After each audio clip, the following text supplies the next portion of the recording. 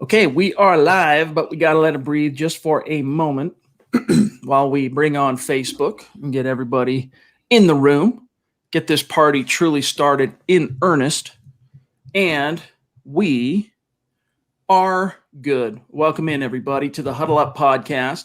I'm your host, Chad Jensen. With me, as always, my partner in crime, who you know, who you love. He is the deputy editor of MileHighHuddle.com. He is Zack Kelberman. Zack, much to our lament, one of our kind of emotional favorites, I guess, for lack of a better term, DeMarcus Walker. We knew he wasn't going to get re-signed, barring some kind of a, come from behind miracle. But he did officially depart. He defected. He signed with an AFC team.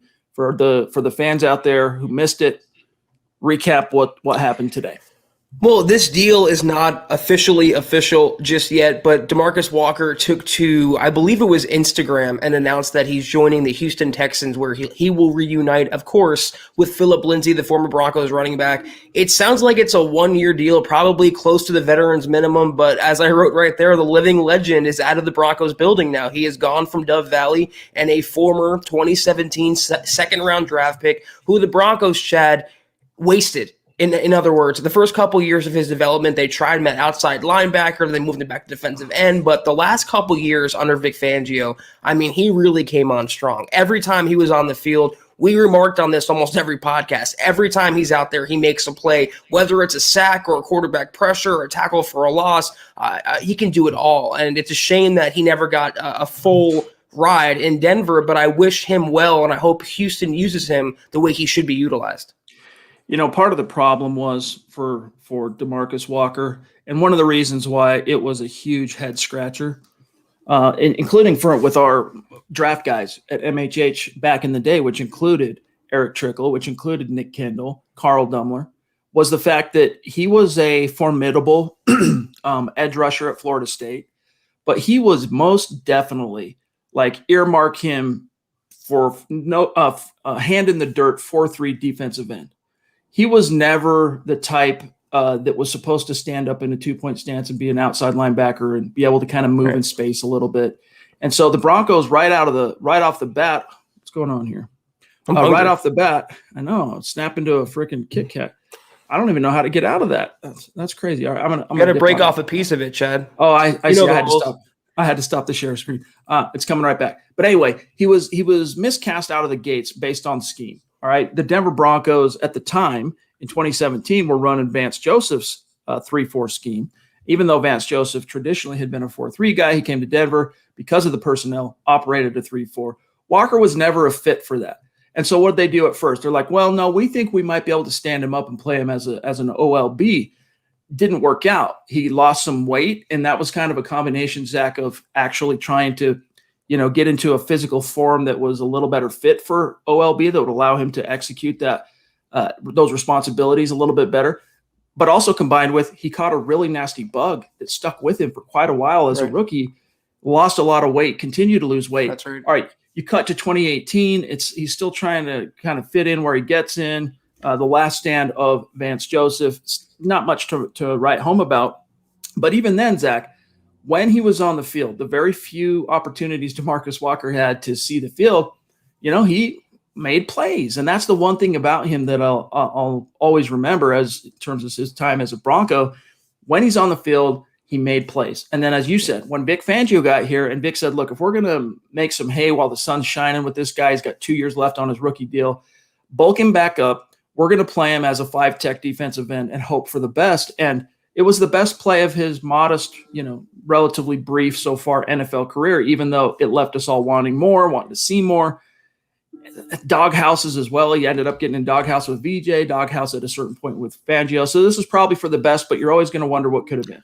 Exactly, and I wonder what could have been with that draft class, because isn't Garrett Bowles now the one standing member left on the Broncos roster from 2017? I know Jake Butt is still hanging around there, but Garrett Bowles is the only notable player, and that'll go down as one of the worst draft classes, not just in Broncos history, but in recent NFL memory. I mean, they whiffed, and Moron, he pointed it out right here. I mean, look at these names: Carlos Henderson, Brendan Langley, Butt, Isaiah McKenzie, D'Angelo Henderson, Chad Kelly, and DeMarcus Walker. They're all gone now. I mean, except for Jake Butt. So, yeah, I wonder. No, Butt's gone. Butt's gone. Well, I wonder what could have been with DeMarcus Walker. I wonder what what could have happened if they didn't delay his development for one more year and play him at his natural spot, because he's always thrived. It's not just under Vic Fangio, Chad. We were making the same comments under Vance. Whenever DeMarcus Walker was given an opportunity, whether outside linebacker or defensive line, he was making a play. So I wish him well in Houston, just like I wish Phillip Lindsay well in Houston. Two players the Broncos could have got more out of and chose not to. For what it's worth, Jake Butt, as a restricted free agent this year, they opted, they didn't tender him, and that rendered him a straight free agent, unrestricted free agent. To my knowledge, he's yet to sign anywhere. He could still end up back with the Broncos, but with a new guy, pulling the strings in the front office, I doubt that's going to happen. But Zach, that 2017 class, good Lord, was that just a series of swings and misses? And it came close with Bowles too. I mean, he walked the razor's edge of it being a completely bereft class of any kind of impact players if Bowles doesn't turn it around last year. Because remember, they did not exercise his fifth-year option. If Bowles doesn't turn it around, he's signed somewhere else by now as well. So anyway, happy trails to DeMarcus Walker. We'll see you around, big dog, living legend. Pour one out for him. He's now a Houston Texan. All right. Tonight, though, guys, we're excited because it is, of course, our weekly #Mile High Mailbag, because we are your football priests. Each and every week, we're here to offer you the absolution and answers to your burning Broncos questions, and we're looking forward to getting to those. Any questions you have, the super chats, the stars on Facebook, we're going to get to them all. Plus, Zach, we're going to have to, on the other side of matters of business, open up with what Woody Paige had to say about the Broncos' true plans at quarterback. But first, we got to say hello. We got to say thank you to the presenting sponsor of tonight's live stream podcast. Y'all know who it is by now, Manscaped. Guys, here we are rapidly approaching the summer. I mean, I don't know. Obviously, everyone lives in a different spot. Broncos country is not a geographic location. It is a state of being. But it's mostly, if you're in the northern hemisphere, it's starting to warm up, right? You're starting to see the sunshine. You need to, if you want to rock the whole, sun's out, guns out mindset, embrace that philosophy, you need to really embrace also Manscaped, number one in men's below the belt grooming. They've helped over 2 million dudes around the world take their male grooming to a whole other level. So if you delayed getting into the right shape, if you delayed kind of, taking self-care and hygiene as seriously as you probably should, fret not. Manscaped's here to help you get back on track. And the thing is, Chad, as you well know, and a lot of guys who have used Manscaped now know, male grooming is not limited to just literally buzzing hair off your body. I mean, male grooming is encompassing the cleanup and the progress of your body and making it better and improving it and feeling better. And I want to demonstrate this product as I have all week. I want to kind of debut a new product every single week, but the Manscaped Crop Preserver Anti-Chafing Ball Deodorant, I'm telling you guys, below the belt, we walk around outside, whether you groom, whether you're hairy or not down there, things happen for guys below the nether regions, and this Crop Preserver allows you to feel refreshed, feel better, smell better, and just live better in your daily life. And as you can see right there, your friends will thank you if you use this. Any product, though, of the Manscaped line, Chad, whether it's the Crop Preserver, whether it's the Weed Whacker, the Lawnmower, Manscaped is the way to go for male grooming. We love it, all right, when our great community obviously patronizes and supports the sponsors who support our show.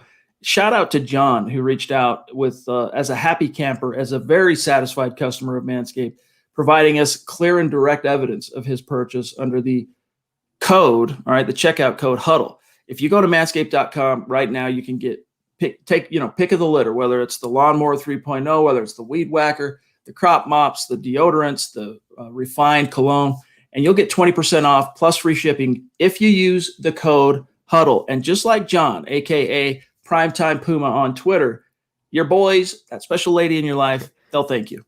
Yeah, and there's no check in the mail for Puma. That's a whole organic, natural testament to the product, which we appreciate very, very much. But get 20% off, guys, and free shipping with the code Huddle at manscaped.com. That's 20% off with free shipping at manscaped.com, and use the code Huddle. All right, guys, make sure you are connected with us on Twitter at HuddleUpPod, the main account at Mile High Huddle. Our great producer, Buona Beast, on Twitter at John K. MHH. My partner, Zack Kelberman, at Kelberman NFL, and myself, at Chad and Jensen. Guys, there's many reasons to do that, all right? Keeps you abreast of what's going on with the show, breaking Broncos news, all that stuff. Plus, we like to keep the conversation going, and especially if you're one of – we like to be able to connect with every one of the members of our audience if we could in a perfect world, all right? But especially crucial for our Super Chat superstars, our big supporters, those on Mount Rushmore. Connect with us on Twitter. Most of you already have, but if you haven't, make sure you take care of that. Also, guys, have you become an official supporter on Facebook? If not, just navigate to our page, open up Facebook on your phone, Mile High Huddle. There's a big blue button you'll see at the very top that says Become a Supporter. It's $5. You click that, you immediately get access to our premium VIP video content featuring the flagship show, Kelberman's Corner, which is every Sunday at noon Mountain Time, plus the Trickle Zone every Saturday at noon Mountain Time as well. We're planning, as we've been telling you guys the last couple of weeks, we are quite far along actually in our plans for a membership rollout offering we're going to be doing on YouTube. So look for that. But in the meantime, if you want access to that, it's a different flavor. It's not like these long form pods. It's a little bit different flavor, but it's VIP premium video content. Go become a supporter on Facebook. And we do appreciate those of you who have heeded our call to action. And tonight, don't let me forget, I'm going to do it at the end of the show. We're going to announce the winner of this week's randomly selected person that's both following and liking the Huddle Up Podcast Facebook page. All right, we'll announce that here in a few more minutes. And listen up, guys. If you want access to that, the opportunity to get the free hat, the free T-shirt, rep the brand, rep your team colors, it's as easy as both just like the page. All right, if you like the page, you'll automatically be following the page, and then that enters you into the drawing that we do each and every week. Check out the merch store, huddleuppod.com. Get your swag on. All right, get a little piece of something to rep MHH. And if you're not in a position to do those things, hey, we're seriously thankful, grateful, and really excited just to have you with us. We do ask you subscribe. All right, make sure you are subscribed. Make sure you like this video. Crucial on Facebook and YouTube. And then number 3 is the litmus test. If we're doing a good job for you, or if at the very least you do respect the effort, we might disagree on some of the things, right? Some of the key points. It's all good. That's why we love sports. If you respect the effort, share it out there. Help us continue to grow, and we are continuing to grow. Share it out there, like-minded Broncos fans, just like you. All right, Zach, got to get your thoughts on Woody Paige. I can pull up the article, but let me paraphrase him, and then I can direct quote him here in a minute. He basically said, look, I've been trying to tell everybody in Broncos country for months, Drew Lock's going to be the starter in 2021. They're going to add a backup. They're not done tweaking and fiddling with the quarterback position. But Zach, according to Woody Paige, who is not often wrong on these type of things, the plan is Drew Lock for 2021. They're going to run it back one last year. It's the same thing that we've been teasing for months and months now. And Woody Paige, I've noticed, depending on where you look, whether it be Twitter or Reddit, a lot of anti-Lock folks are quick to discount Woody Paige and what he's reporting, Chad, but he's as plugged in as anyone in the Broncos landscape. And what he says, I think, holds a lot of water. It holds a lot of weight, his words. And he's reporting, as he has the entire offseason, that Lock will be the guy in 2021. Woody Paige was the first person in the Broncos media landscape to poo-poo on the idea of getting Deshaun Watson. And how did that? I know the Deshaun Watson allegations right now prevented that, but he's been Woody Paige all along this offseason, absolute in his determination that Lock will be the starting quarterback. And what he said, I've said for months, like I just said, Lock will be the starter for the Broncos to begin the season. I haven't changed my opinion. He'll be backed up by a draft choice or a veteran, and nobody knows who that will be, including the Broncos. Chad, I think Woody has watched the podcast for at least a couple weeks now. It's all those points are the same exact points we've been saying. It's more than likely Lock as the starter with either, Nick Foles behind him, Teddy Bridgewater behind him, or a Kellen Mond type behind him. But including George Paton in the Broncos front office right now, knows who that guy will be or when they will acquire him. So I think this is par for the course for this offseason.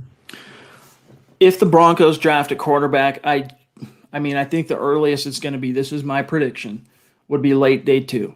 I think they're going to end up finding because I'm sure there are some coaches or some members of the front office that aren't 100% convinced or 100% comfortable rolling again like the Broncos did last year with Locke in terms of depending on him completely.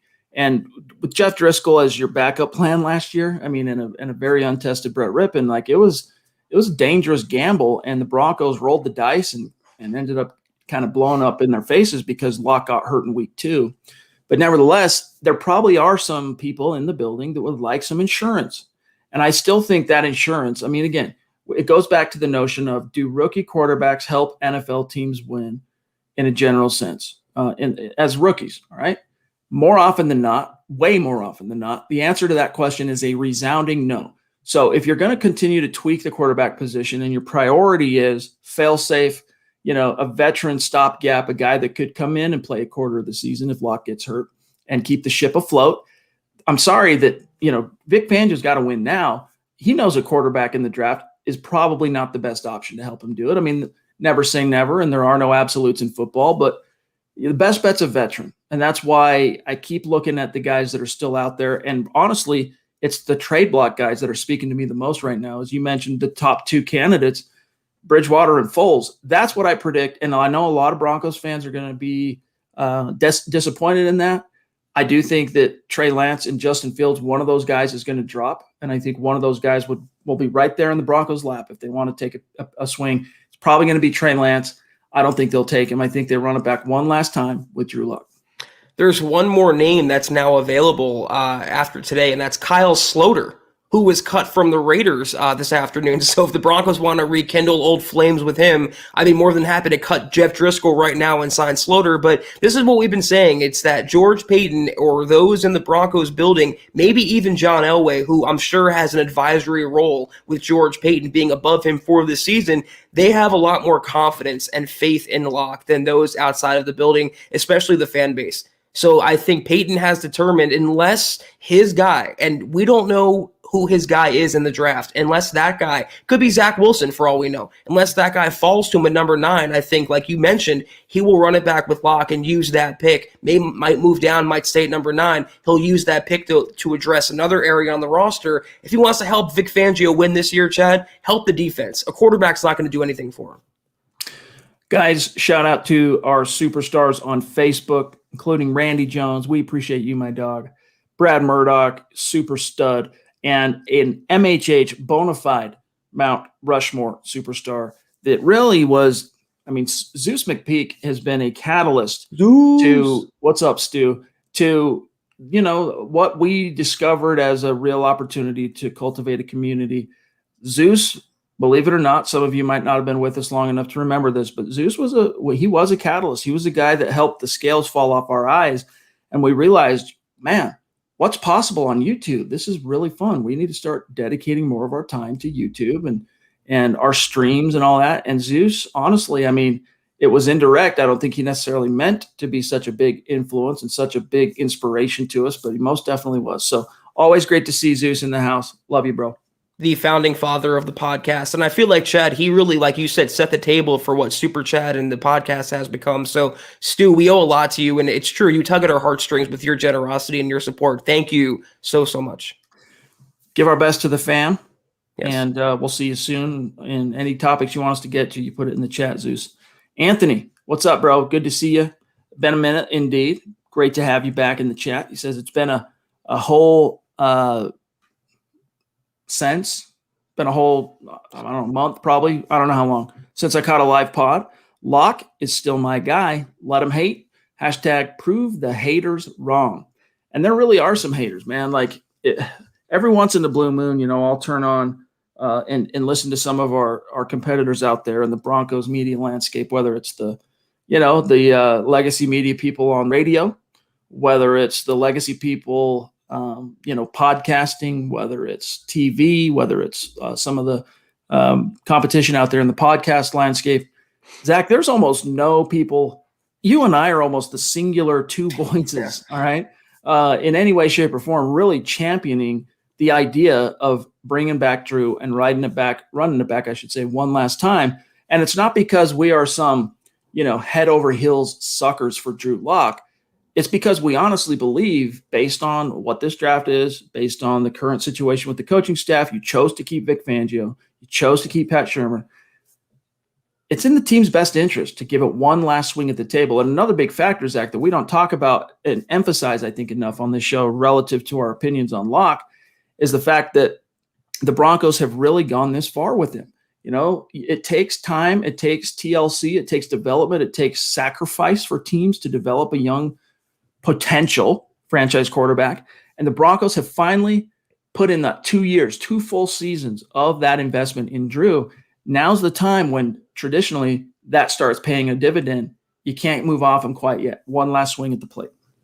Yeah, contrary to popular belief, our last name, Chad, isn't Locke. I mean, we really don't have a personal, horse in this race. It's professional, and we have our interests for sure, and our favorites and what we think is best for the team. That's our opinion, and we'll keep giving that opinion. But the Locke slander that I see on social media, even today, I believe it was Pro Football Focus, and them being completely unbiased, as we all know, they put out a stat that I believe Jerry Jeudy dropped the most catchable balls from his quarterback, or the quarterback was responsible for the most drop passes of Jerry Jeudy's. And you should see the memes that came out, the GIFs that were posted, the insults at Drew Lock, when if you watch the tape from last year, Jerry Jeudy was just alligator arming most of those passes. He wasn't even in the right spot for some of them. He was running the wrong route, turning the wrong way. And also, it's quick that people forget Drew Lock's injury that last year was to his throwing shoulder. So I guarantee you that may have impacted his ball a little bit, but don't tell the Lock haters that, Chad. Those are all excuses.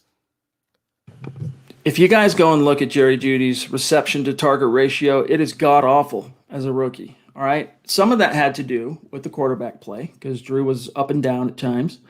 But most of it, I'm sorry, this is PFF trying to find the hole in the boat and then trying to assert that and sell it to their audience. Jerry Jeudy, you guys, look, do you watch football? Do you pay attention to what's happening? You don't have to be an X's and O's, wizard. You don't have to be a bona fide film expert or evaluation guy. What do your eyes tell you? How many of those drops from Jerry Jeudy that you can remember last year? And go back and watch the film. NFL Game Pass is open to all. Go back and watch it. How many of those dang well should have been caught, if not for Jerry Jeudy stepping on his own you-know-what, all right? And then you want to blame Drew Lock. And it's this type of stuff that feeds into the upswell of negativity, not only on a national scale, but even at the local level that is, feeding these confirmation biases that already exist on Drew, these preconceived notions, and it just exacerbates it. And we're literally, the Huddle Up podcast is virtually the only outlet out there trying to balance those scales out. Yeah, we're the sanctuary podcast for Drew Lock. And a couple of things here, Chad. Anyone who wants to put blame on one party or the other, go back and watch the Patriots game from last year. When Jerry Jeudy he dropped 2 touchdown passes. He was dropping everything that was coming to him. Also, that stat did not specify the quarterback. The Broncos had 3 different quarterbacks last year. It wasn't all on Lock, but you know that the anti-Lock folks run with that rhetoric. And finally, why did they have an eye emoji next to that? It was almost like they want to be divisive. They want to hammer it home that the Broncos quarterbacking situation, that they have this stud wide receiver prospect and he's going to the wayside and they're wasting him. No, he was as much of a culprit, as complicit in his struggles last year as the quarterback play.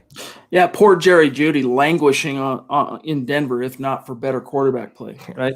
Michaela, the Duchess of MHH, jumping in. So consistent. We appreciate your support, yes. Michaela. Love you. You're a bona fide superstar. She says, I wonder what Chad Kelly could have turned into if he wasn't a basket case. He looked good. Yeah, that last preseason, that whole training camp of 2018, the Case Keenum year, man, he came in and he just put Paxton Lynch in the dirt. He made John Elway confident enough just based on the, looking at the contrast. Like, here's Chad Kelly, who hadn't played football for about 2 years. By the time he hits the field in 2018, And Paxton Lynch, our first round draft choice that we've invested some TLC into, I mean, it was polar opposites. He lit it up in the preseason for the most part. I mean, he wasn't like crazy, but he played very, very well. And he was about to get his shot when he actually, made the mistake of getting a little too tipsy or whatever he was on, or what was wrong with him. I don't know. I think we can at least say for sure, based on the reporting, he had a few things to drink. But when he made that fateful blunder, the Broncos, man, they were like a week, maybe two away from saying, look, we tried that with Keenum. It's not working out. Kelly, let's see what you can do. He was this close to his true opportunity. And this, I mean, look, I don't care who you are and what position you play, Zach, you're never going to get that prime opportunity, that prime window to really storm on to the stage in the NFL and really kind of carve yourself out a place in the league. It's always going to come with your original team with a few exceptions. There are some, all right. Sometimes players like Shaq Barrett, for example, got his start in Denver, modest success, goes to Tampa, takes it to a whole other level. There are those exceptions that prove the rule. He was about to get it, Zach. He was this close. All right. Former Mr. Irrelevant, beat Alabama. I mean, that was his big claim to fame, right? But he beat the fact that he was Jim Kelly's nephew and the fact that he beat Alabama in college. They were this close to giving him the keys and seeing how it looked. And then boom, blew up in his face.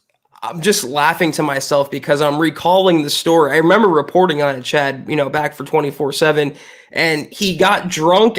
Supposedly, this is all alleged. He got drunk at Von Miller's annual Halloween party and then randomly walks into a person's house and sits down on the couch and gets chased out with a vacuum cleaner. I mean, you go from potential starting quarterback in the NFL to that. I mean, you talk about irrelevant, Chad, you're done after that. And it's a shame. He had all of the talent in the world, and Chad Kelly embodies the expression, $1 million talent, 10-cent head.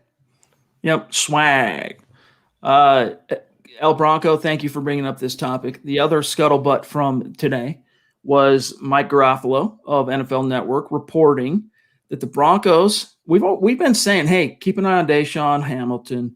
He's a potential trade asset for the Denver Broncos, but we weren't holding our breath because it didn't really. What value did he have? Did he have value on the trade market? And now we know that based on this reporting, there is some value there. If there wasn't, teams wouldn't be calling the Broncos asking about DaeSean Hamilton. And Mike Garafolo reported today that not only that's been happening, but basically saying, look, it's probably going to be sometime between now and the draft. If not during the draft, DaeSean's going to get dealt. And Zach, that's probably for the best because, Yes, he emerged from Penn State as their all-time leading receiver. The kid had some chops. He was known as a route runner. He was known as an elite route runner for what it's worth.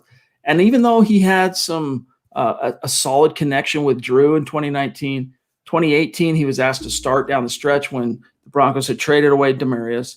And then Emmanuel Sanders got hurt. And then it was him and Cortland Sutton had to start the last quarter of the season. And Cortland was taking on all that, focus in the passing game from opposing secondaries and defensive coordinators. And that kind of freed up DaeSean to kind of make some magic. And he had a couple of decent games. And then Drew came in the following year down the stretch. They had a little success together. But the Broncos obviously have looked past him. I mean, the biggest message that was sent on how do the Broncos feel about DaeSean Hamilton, well, we're going to go ahead and draft wide receivers back-to-back to open the 2019 or 2020 draft. At open and close, shut. It's that was the writing on the wall. So this would definitely, I think, be for the best, not only for the Broncos, because now you got Tim Patrick, but also for the player. Bye. I mean, I see DaeSean Hamilton as having no value in this offense. I mean, he's a possession receiver, Chad, but he's not a possession receiver like Cortland Sutton's a possession receiver. He isn't a jag in that sense. He's not overly fast. He's not overly tall. His hands aren't overly good. He's not this Marvin Harrison level route runner. So I don't really know what value he has in the NFL. The only thing I can think of is the value of his draft pedigree, being a fairly high pick, 4th round pick, coming from Penn State, coming from a pro-style offense.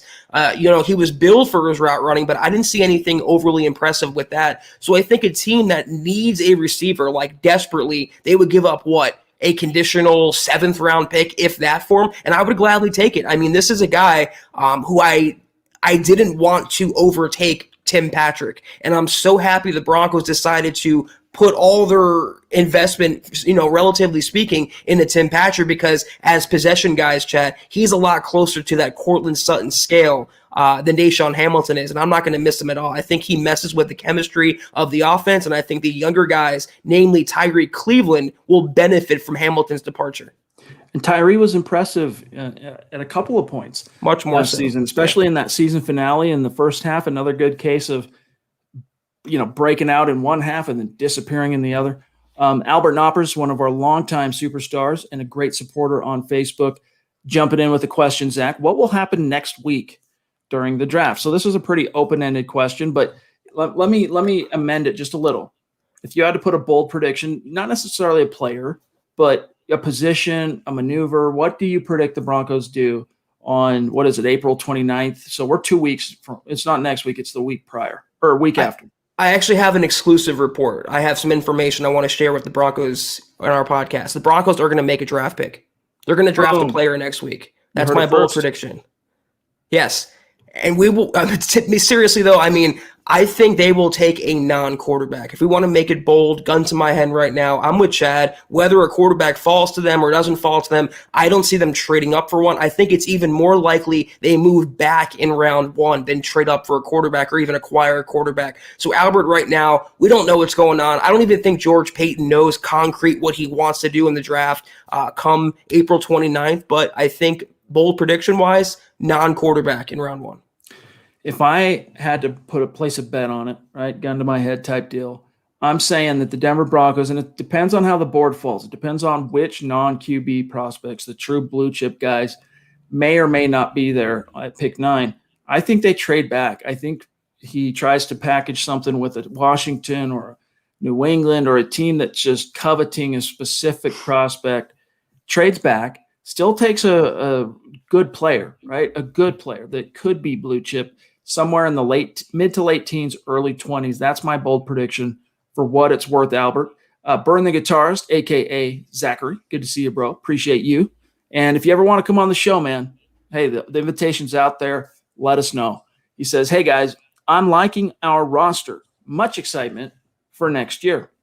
Yeah, dude, we think about how geeked we were last year about this team and just the potential that they had, right? The Denver Broncos, if not for so many stupid exterior, weird, outlying problems that occurred that were so unique to that just horrendous 2020 year that it was for humanity at large and the Denver Broncos, who knows what could have been. But now, Zach, not a lot has changed. Like if you look at, garbage in, garbage out, ging out, the players who've come in, the players who have left.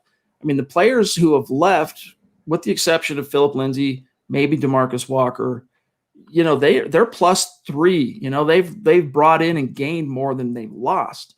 And so I'm excited. I'm excited for them. And I think with George Paton pulling the strings as far as the draft is concerned, there's no telling how many more arrows can be added to this quiver by the time you get to training camp. And from there, you just got to hope and pray for two things. One, a little bit of luck regarding the injury bug. And two, that Drew Lock does not fail to launch. And if that happens, this is a team that can win some games for you, Broncos country, in 2021. Lots of games next year if those things happen. And, you could break it down, Chad, by a position-by-position basis. In the backfield, there is young or veteran talent at every single spot, and I'm talking non-quarterback. Melvin Gordon in the backfield, the wide receivers that we know, the tight ends that we know, the offensive line has Bowles, they have Reisner, they have Cushenberry, Juwan James, cross our fingers, and that defense, Chad, from the defensive line to the linebackers, retaining Von Miller, bringing in Fuller, bringing in Ron Darby, bringing back Kareem Jackson, bringing back Justin Simmons. This defense is loaded to bear. And if they just get decent play, competent play, average play, surface level play at quarterback, this is a team that shouldn't be in the playoffs. They will be in the playoffs. I know we said it last year, but you talked about those extenuating circumstances, Chad. They weren't excuses. They weren't just outright lies. We're not theorizing this. That was reality. And we're not going to have to deal with those same realistic scenarios this year. So I think given a fair playing field with an average quarterback play, average, obviously the better, the more games they win, the better they play. But average quarterback play. This is a playoff team, considering the talent level of the roster, and it's a credit not to only to George Payton, but let's give credit to Elway as well, Chad. The last couple of years, stocking those cupboards through the draft, especially.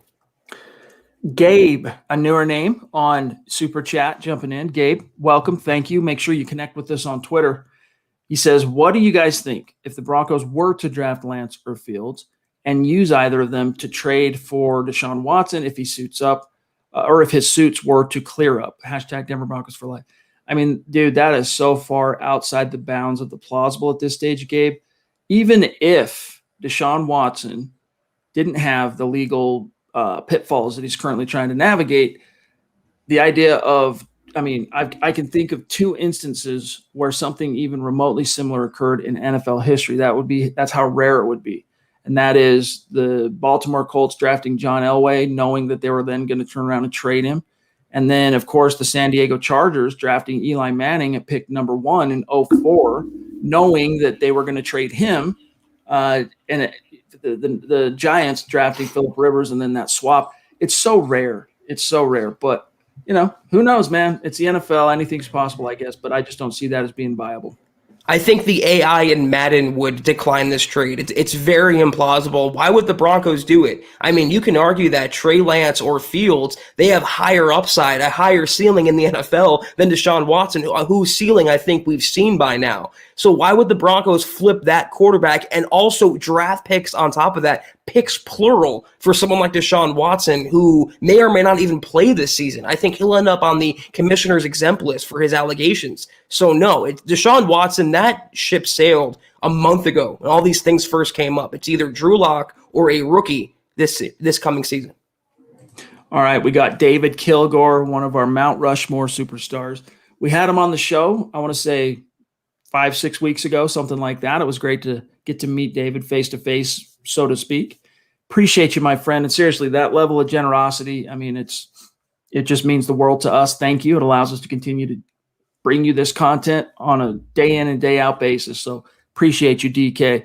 He says, one thing I disagree with you guys about is that if Denver goes with Locke and he does not pan out, there really isn't a QB coming out in the 2022 draft that's worth a crap. What then? We need to get a QB now, basically, while there are QBs to be had. So he's saying, hey, man, relative to the quarterback position, got to make hay while the sun's shining, because the weather forecast for 2022, it's looking overcast at quarterback.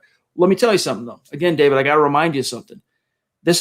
You got to be aware of succumbing to panic, all right? Because think about where the draft conversation for 2021 was this time last year. No one was talking about Zach Wilson as a first-round quarterback. Right.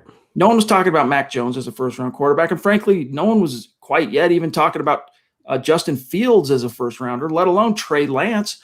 It was all about Trevor Lawrence. That's the only guy. They're like, yeah, look ahead. Trevor Lawrence going to be number 1, and then, we'll kind of see how it shakes out.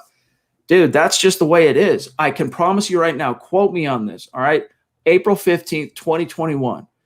By the time the 2021 college football season is in the books, there will be at least 2 quarterbacks who emerge from that season that will be highly coveted, bona fide, top 10 level quarterback prospects. So don't give into the panic of feeling, man, got a knee jerk, got to move now, because you never know. Don't give into that. Your point is the same point that I was going to make, and the same point that we do make when we get this question is we don't know the quarterback prospects, because there's always some that come out of nowhere to lead the field every single season without fail. And not only the first-round guys, but even guys like Kellen Mond. I mean, this time last year, who saw him as being, a borderline fringe day one talent? I certainly didn't. And the Broncos, Chad, there's also a misconception that they have to draft a first-round quarterback. I mean, we all know about the first-round guys and their pedigrees and this and that, but you talk about Dak Prescott, 4th-round pick. You talk about Russell Wilson, 3rd-round pick. Tom Brady, 6th-round pick. They're not necessarily having to get a quarterback in the first round. So if they run it back with Locke this year and he bombs and they go into the draft next year needing a quarterback, it doesn't have to be a day one guy. But there will be prospects on their big board that we don't know right now. It's kind of crazy to think that 3 of the quarterbacks who have won the Super Bowl in the last decade were guys not drafted in the first round. Tom Brady, Russell Wilson, Nick Foles. crazy to think. Now, those guys are the outliers, and Tom Brady is the outlier amongst all outliers, right? But still, it's a good point, all right? Real quick, before we grab Chris, I just want to keep him up there. I just want to give a quick shout out here. I'm getting an update on the stars on Facebook. Jeremy, good to see you, bro. Appreciate you. Gary, you're so consistent, brother. Really appreciate you. And then, of course, Randy, Brad, and Zeus. Love you guys. Thank you. All right. Chris P., what's up, dude? Good to see you.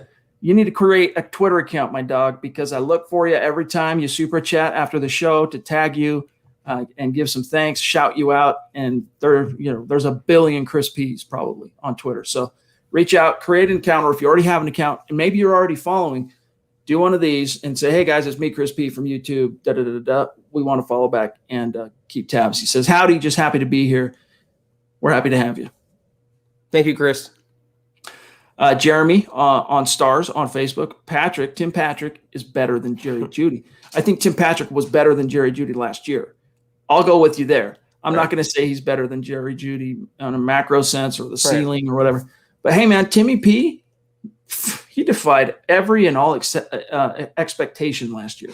That was a guy that came out of the woodwork when Cortland Sutton went down week 2, and you're like, well, hey, at least you got Jerry Jeudy and a hamstring banged up KJ Hamler. Well, it turned out to be Tim Patrick was the failsafe. He's the guy that really kind of helped the Broncos keep those chains moving when they needed to.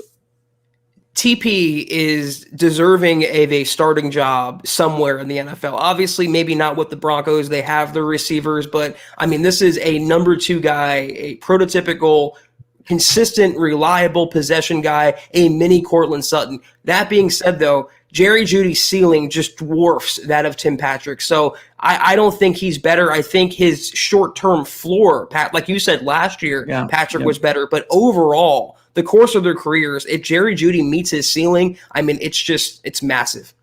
Also, I'm trying to think, has Tim Patrick dropped a pass? I mean, I'm sure he has, but this is a pretty reliable receiver. In the shop with Willie, good to see you, brother. Appreciate you. Going to be on the show. What did we say? We talked about this today on Twitter. Going to be on the show March 12th. March 5th. Cinco de Mayo. Good to see you. We look forward to chatting with you then. He says, it's been clear for some time that there wasn't a clear and obvious upgrade. So Locke would be the guy. Shout out for John, born a beast. Also a stallion, a rooster, and a device meant to keep doors shut and barred from entry. You remind me of Waj, who the NBA reporter, he couldn't tip the picks during the NBA draft, so he had to use different names for drafting. That reminds me of, you're going to come up with the most ridiculous names for a lock and a door a couple pods from now. The Queen saying hi. Good to see you, Christy. Hope you've been well as well. Always great to see you. Contender view. John, real quick, just to give you an update on what I'm seeing on the back end. We need one from Dave from Georgia after contender view. And then from there, we grab David. So then we need Christian, Seth, the Hatchwinnick, Simon, Jesse, Jace. That's where I'm at. Contender view. Good to see you, brother. Appreciate you. Next year in free agency, who do you choose between Josie Jewell and Alexander Johnson, both of whom will be unrestricted free agents? Johnson is a little better, but Jewell is younger and cheaper. If I'm having to choose between those two, I'm taking Johnson, but it really is pretty dang close in terms of the relative value to the team. I just still think, just from an athletic perspective, he's not twitchy, but I think AJ provides you more ceiling than Josie, who's quite limited in what he can offer. But both are not spectacular, but very, very dependable, reliable, starting caliber linebackers in this league. And at the very least, starting caliber, 2-down guys that you can trust to fit the run, not get too out of position in pass coverage. But nevertheless, if I'm having to choose Zach, I'm taking AJ probably.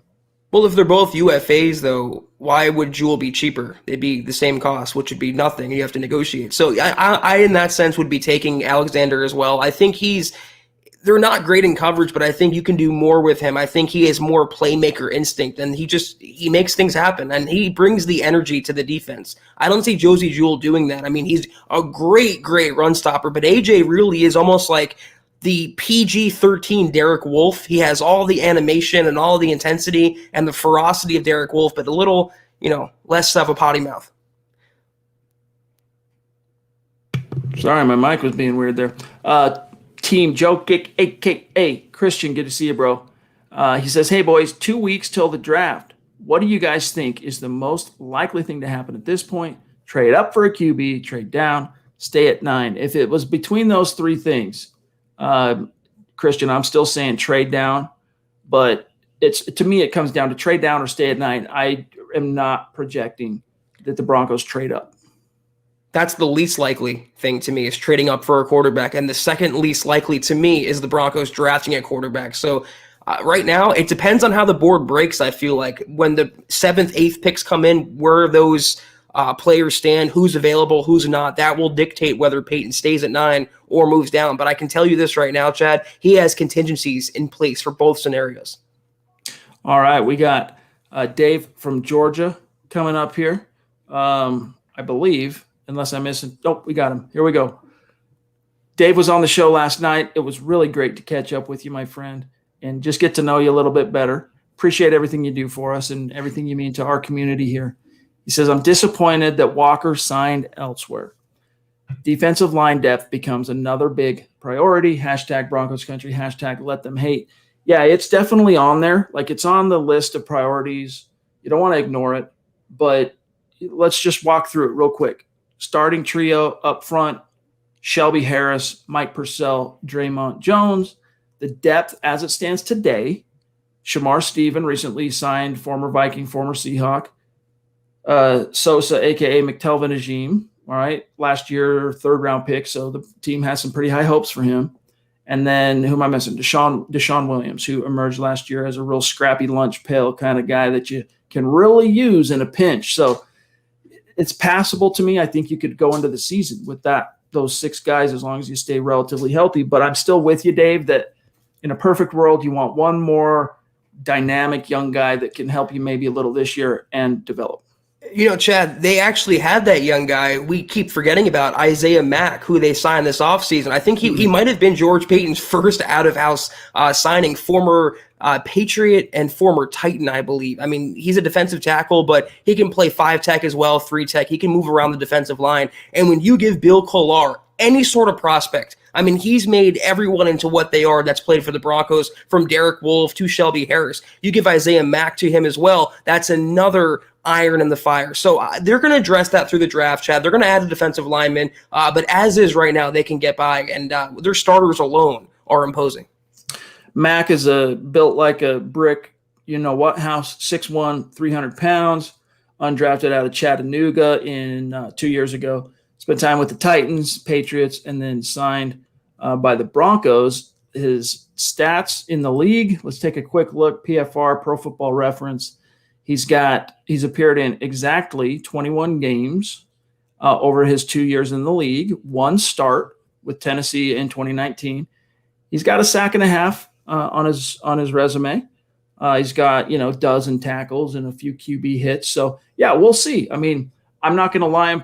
I'm glad you brought him up, Zach, because I totally spaced his acquisition. But so many of these type of guys, when they're signed as kind of, not so much a reclamation project, but almost like a futures flyer, let's see what happens. More often than not, they don't shake out. But every once in a while, it turns into Shelby Harris. So you can't discount him at all.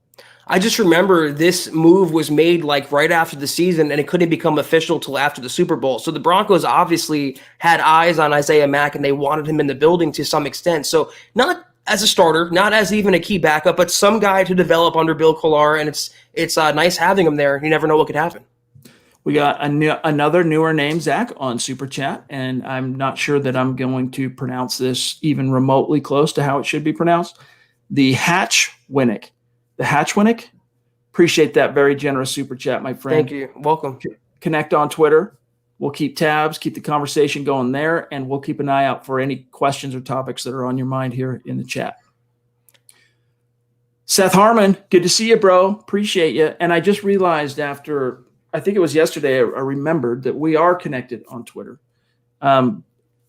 Recommendation, shorten that handle, dude. Like I want to say your handle's something, something, something, and then like a series of 6, 7, 8 numbers. My advice to anyone who has a handle like that, shorten it. Find a shorter handle because it's easier for guys like me, Zach, John, to know who you are. But Seth, love you, bro. What player do you guys think will exceed expectations the most? Zach, what's your answer?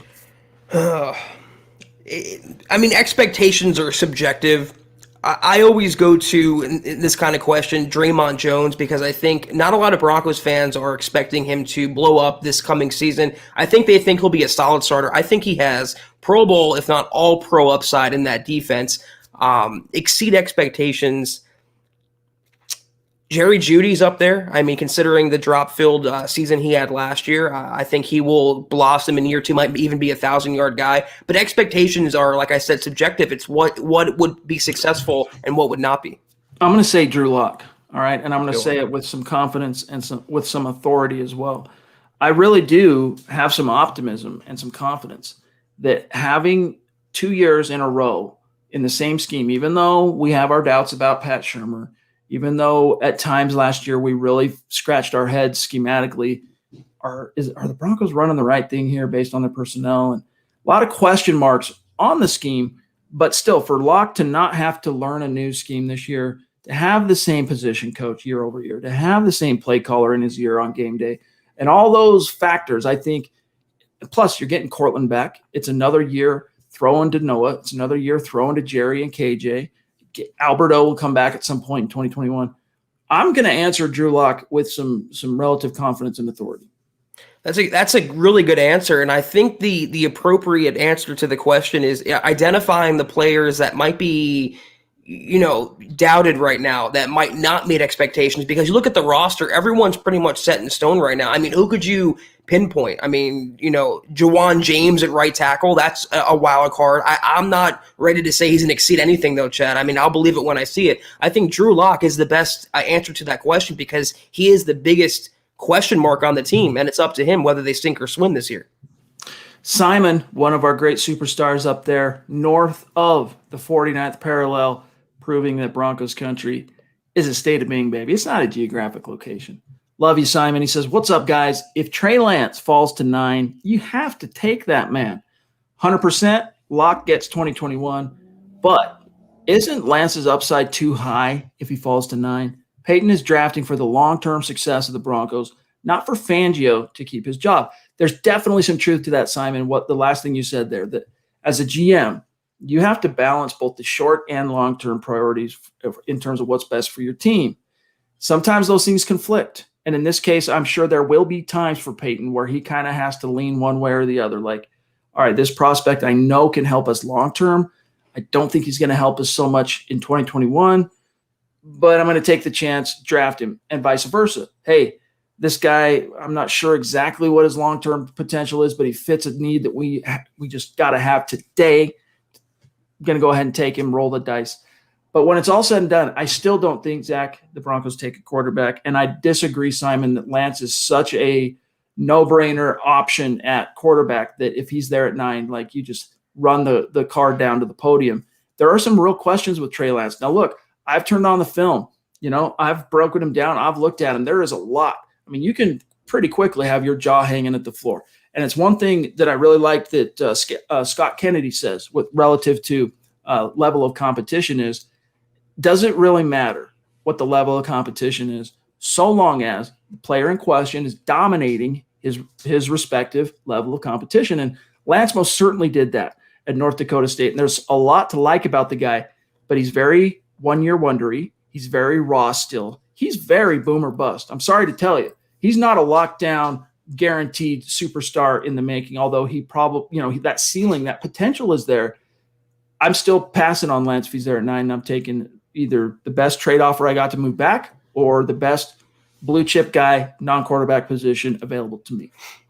Simon, I'm not singling you out, but I think there is some sort of thought, school of thought in Broncos country that if Peyton saddles Fangio with Locke for the season, he wants Fangio to be fired, or he thinks that would be giving up on Fangio. It could be very well the case that Fangio went to Peyton and said, listen, I think this is the guy for this year, or should be this guy for this year. He should get another shot. I mean, he could have the support from the coaching staff as well. So there's no real guarantee that, in either scenario, a Trey Lance would come to save the day, because, again, that's the type of quarterback. We've mentioned this ad nauseum. That's the type of guy that needs expert elite level coaching and development. And the Broncos don't have that right now. They're very much a coaching staff in flux. It's the incumbent. It's the incumbent head coach, the coordinator, and the quarterback. And they're all running it back collectively. They're all going to either fail or succeed on their own. I don't see an independent variable added to that equation in the form of a quarterback, Chad.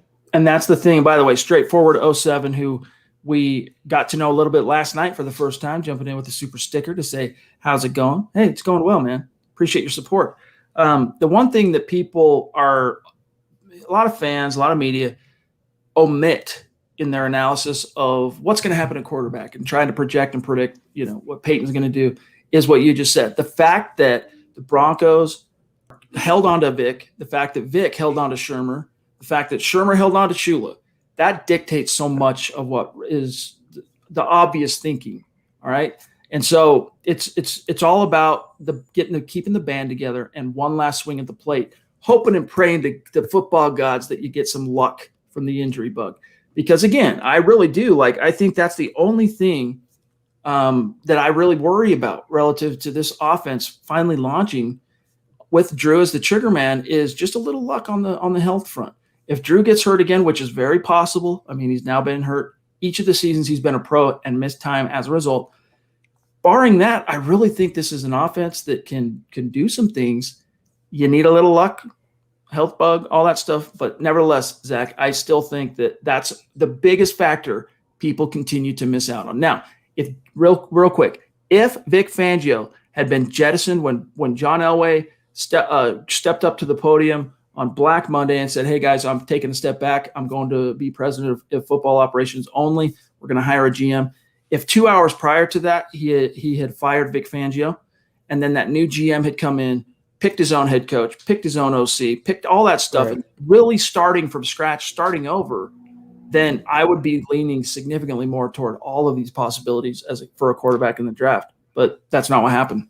And also, the Broncos not adding a veteran. I mean, wouldn't you want the rookie to learn from a mentor? Wouldn't you want that guy in the building already? So the Broncos making no moves at quarterback, 95% of the fan base took that to mean George Payton will draft one. It could mean that they're leaving the position unchanged completely going into next season, and Locke is the guy. And Chad and I aren't saying it's 100%. There's no certainties in the draft. There's anything but certainties. But our feeling right now is that it will be Locke running it back in 2021. And like Woody Paige has reported, and mostly everyone else out there has reported, fairly, it's going to be a veteran backup behind him, not a veteran or a rookie usurping Locke this season. Jesse Edrick, good to see you, bro. Appreciate your support. You have definitely become a bona fide superstar. And Jesse, if you'd ever like to come on the show, reach out to your boys and we can set it up. He says, if Trey Lance or Justin Fields is at 9, do they pull the trigger? Hashtag MHH. I mean, hate to flog the horse till this poor thing is not only dead but disintegrated.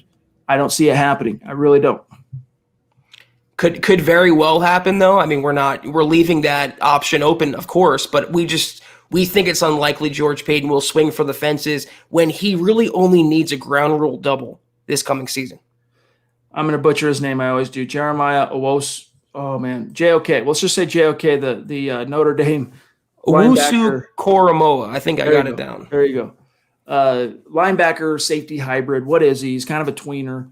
Eric Trickle, our senior draft analyst at Mile High Huddle, his number one top linebacker in this draft, relative to Jamin Davis, relative to Micah Parsons, relative to Zaven Collins, and some of the other studs, Baron Browning. He likes JOK the most. Though that being said, Jace Fox, thank you for the super chat. Connect on Twitter.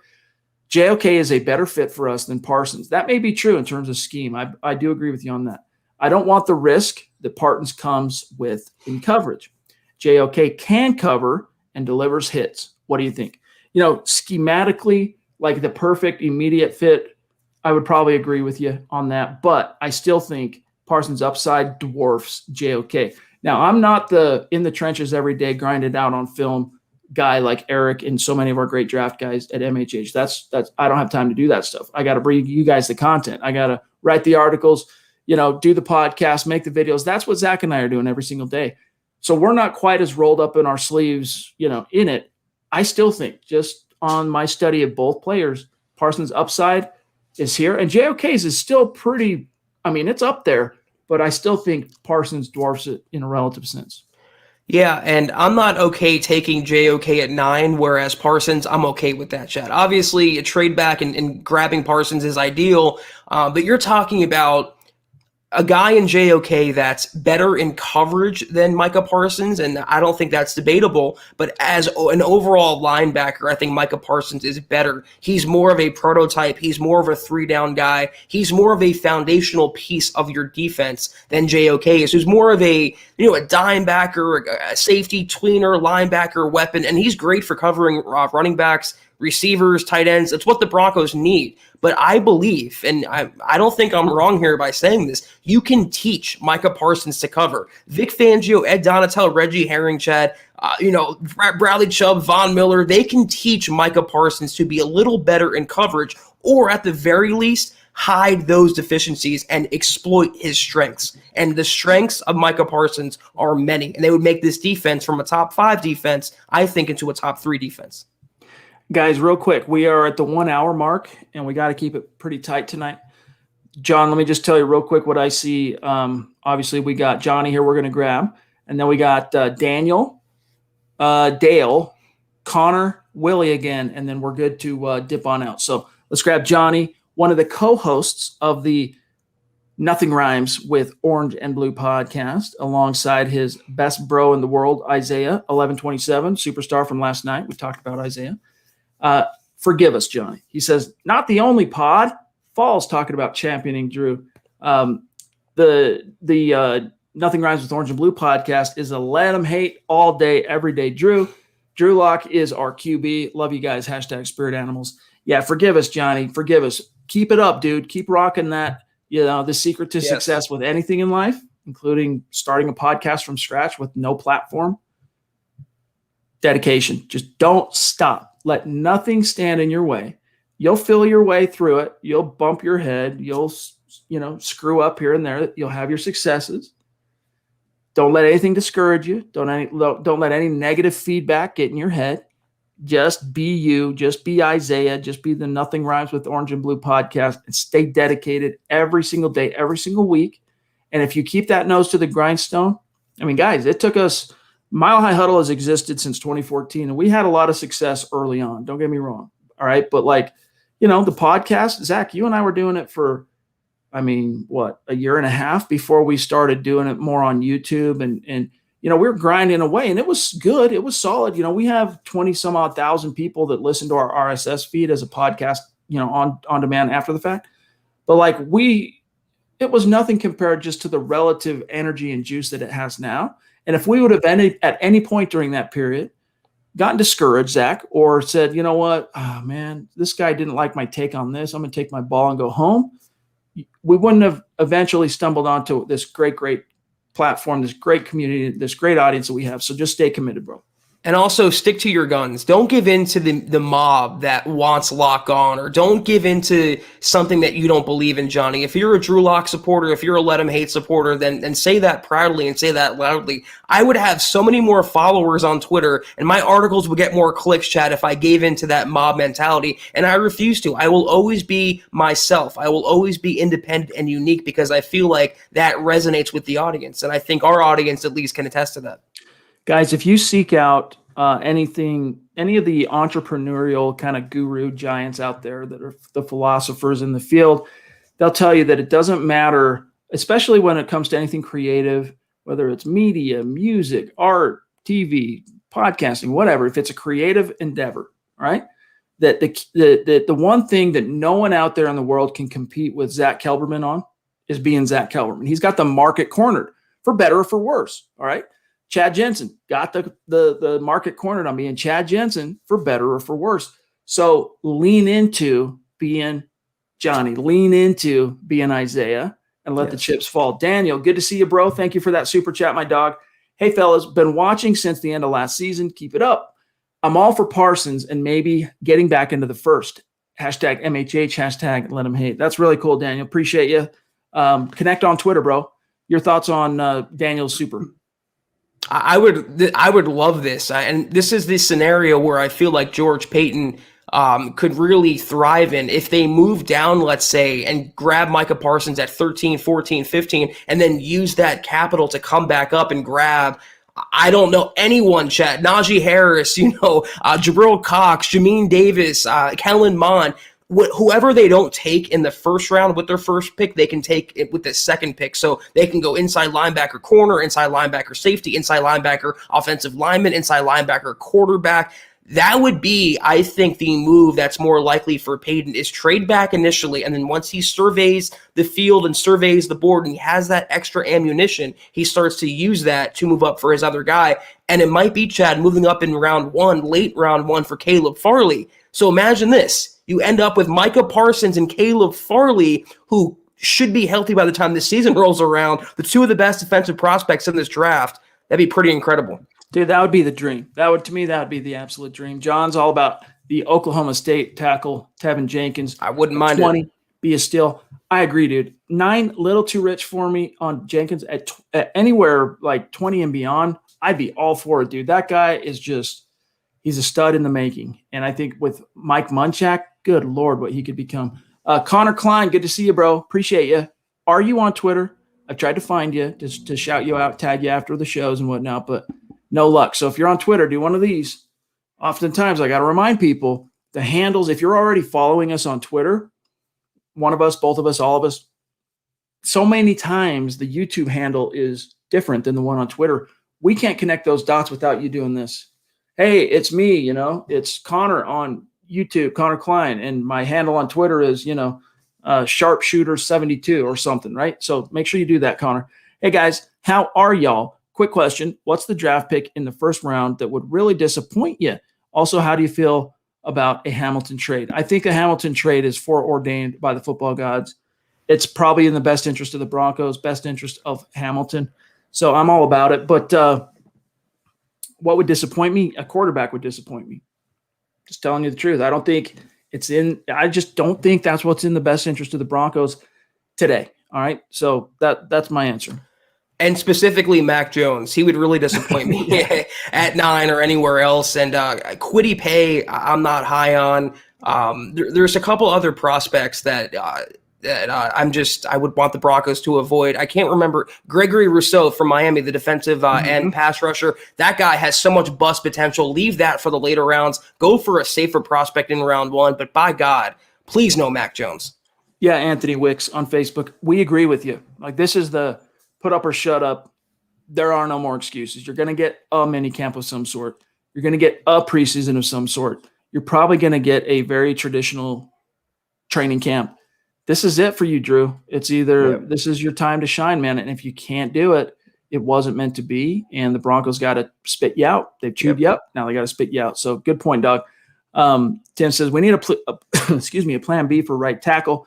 Guys, we humbly suggest you go read John Cronenberg, a.k.a. Buona Beast, his article that published 2-3 days back, talking about this very issue, some insurance for Juwan James, okay? One of his, I know he likes a few different tackles, but Rashawn Slater of Northwestern, that's who he champions for the Denver Broncos. The SI team publisher mock draft that we talked about last night had Slater gone well before the Broncos went on the clock, for what it's worth. So he might end up being out of reach, but there will be a few other guys. I mean, from Tevin Jenkins we mentioned to Christian Darrisaw. I'm trying to think who's that kid from Notre Dame, Zach. Eichenberg. Eichenberg, yeah. He's a later, he's a late round 1, early round 2 type. But anyway, Willie, last one, bro. Then we got to go. I think Peyton likes Fangio way more than we think. I mean, if you listen to them, Zach, they're like, Lloyd Christmas and Harry Dunn. I mean, this is the bromance of all bromances. They're both surprised at how well they've gotten along.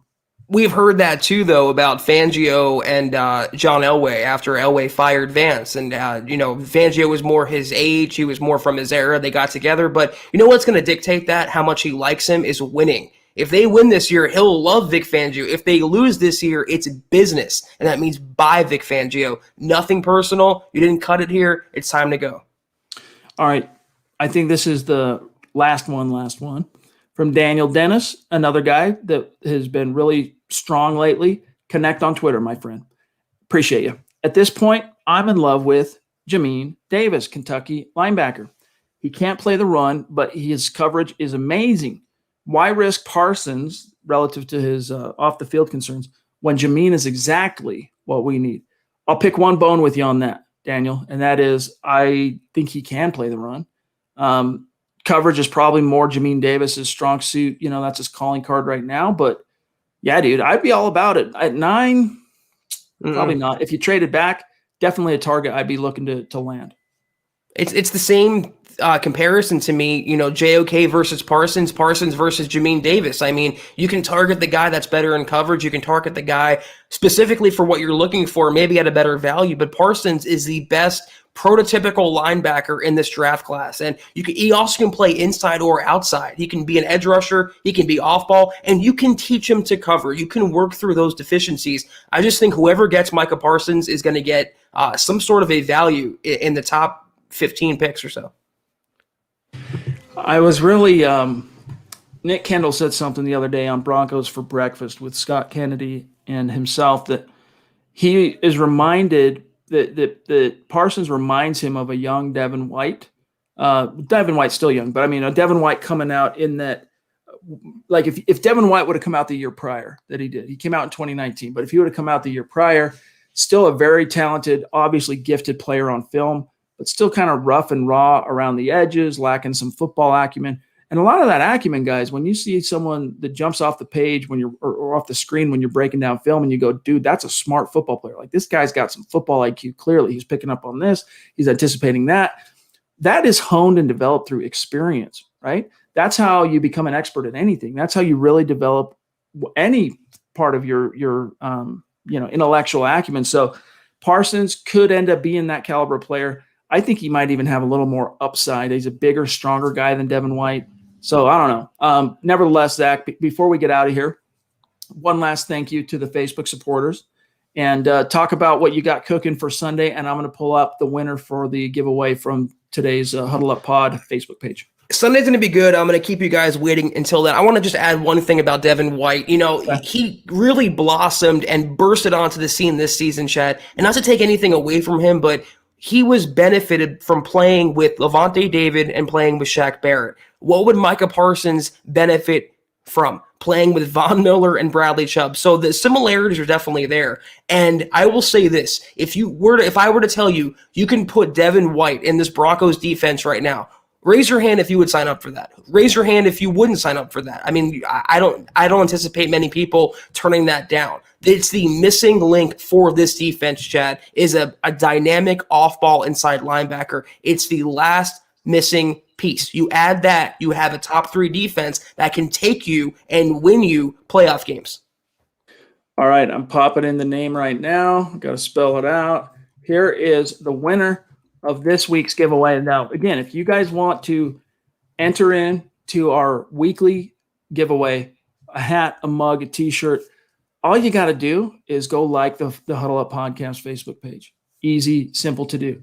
Today, the winner we're celebrating this week, Renato Ruiz Sanchez. Congratulations, Renato. Hit us up, connect with us to claim your prize. All you got to do, send an email, milehighhuddle@gmail.com. Tell us your t-shirt size in case we end up wanting to send you a tee and your shipping address. All right. So congrats, Renato. Appreciate you supporting us and following the page on Facebook. Shoot us an email. We hope you like it, Renato. Thank you so much. And congrats. All right, guys. With that, we got to dip out. So Zach, before I have you sign us off here, guys, follow on Twitter @HuddleUpPod, @MileHighHuddle. All right. John K, the producer, AKA Buona Beast, on Twitter @JohnKMHH. Zack Kelberman @KelbermanNFL, myself @Chad and Jensen. Don't worry, guys. Tomorrow night, you got a fresh episode of Dove Valley Deep Divers. I'm sure diving deep on the NFL draft rapidly approaching. Saturday at noon, you got the Trickle Zone. If you're a Facebook supporter, more deep dive coverage, even deeper, for those of you that are really trying to get as in on the 2021 class and what's going to happen as possible. Sunday, of course, the Huddle Up podcast will be back at 6 Mountain, 8 Eastern, but Kelberman's Corner at noon Mountain time. So we'll see you all very, very soon. Mile high salute to our Super Chat superstars, our Facebook superstars, our Facebook supporters. Love each and every one of you. Have a good weekend, Zach, and sign us off, dog. I remember just saying to you, I'm excited to start a new week of podcasting. That was Monday. It's crazy how fast the weeks fly, Chad. It's already Thursday and we're closing up for the week, but I had a great week with you as always. And John, thank you so much. Everyone out there, thank you so much for what you've done and your contributions and your interactions. Enjoy your weekend. Enjoy your Thursday night. We will see you guys 6 o'clock Mountain, 8 o'clock Eastern Sunday night. And as Jeremy says there, Chad and Zach, my only Broncos, listen, we appreciate you, Jeremy. I and Kim Becker will see you noon Mountain Time on Sunday for KK Kelberman's Corner, episode 14. Take care, everyone. CC, we appreciate you. Take care, everyone. Have a great weekend. And as always,